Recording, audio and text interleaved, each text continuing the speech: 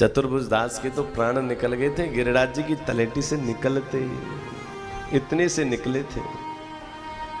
महाप्रभु जी पधारे, चतुर्भुज दास से बोले चलो हम द्वारिका जाएंगे। अब महाप्रभु जी आचार्य हैं, कैसे मना करें, लेकिन चतुर्भुज दास नहीं जाना चाहते गिरिराज जी की तलेटी को छोड़ करके।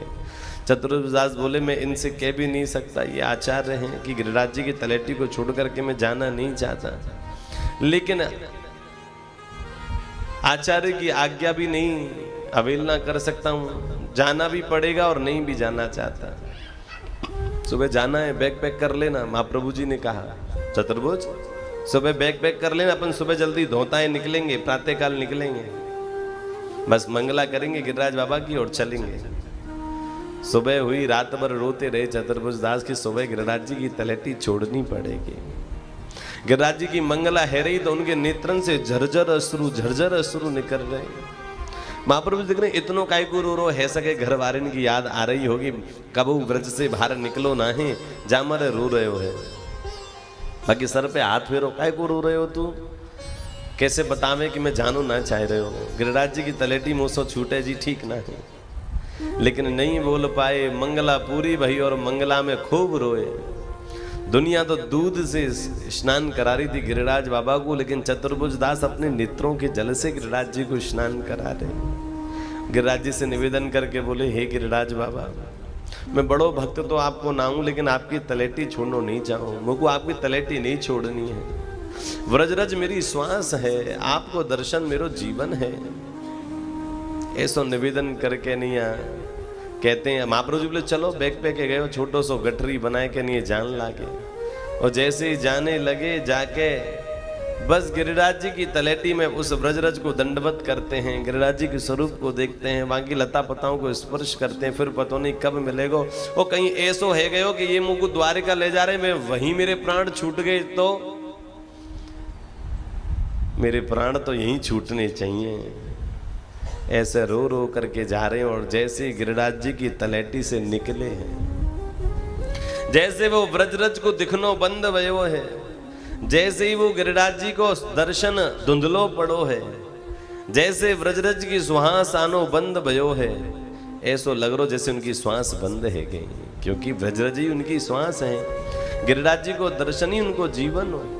आज वो दर्शन नहीं मिल रहे तो उनको जीवन ऐसो लग रहे हो कि आज मेरे प्राण निकल रहे हैं।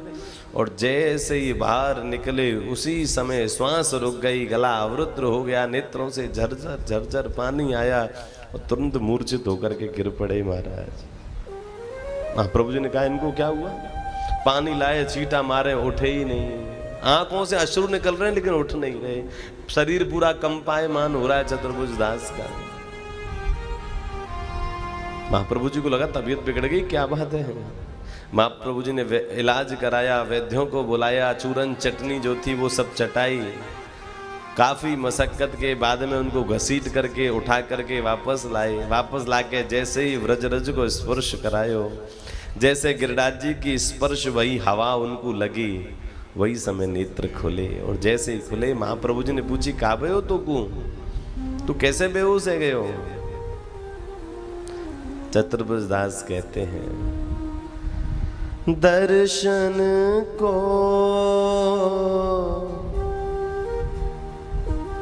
नैना तपे, वचन सुनन को कान, और मिलवे को हियरा तपे। दर्शन को नैना तपे, वचन सुनन को कान, मिलवे को हीरा तपे, मेरे जिए के जीवन प्राण, गोवर्धन वासी सांवरे, तुम बिन रहो न जाए।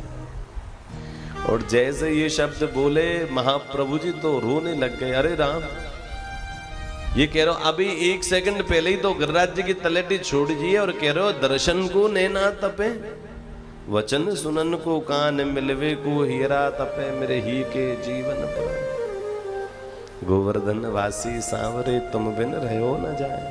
ये गिरिराज जी के बिना एक पल नहीं रह सके।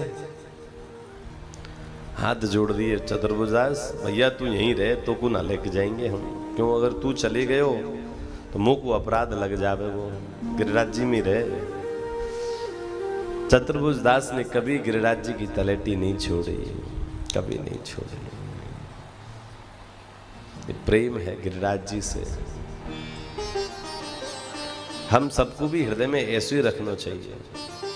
भले ही आपको शरीर छोड़ देवे गिरिराज जी की तलेटी को, लेकिन आपको मन नहीं छोड़ना चाहिए। मन से तो हमेशा श्री गिरिराज जी की तलेटी में ही वास करो। मन में तो श्री गिरिराज जी के स्वरूप को चिंतन करो।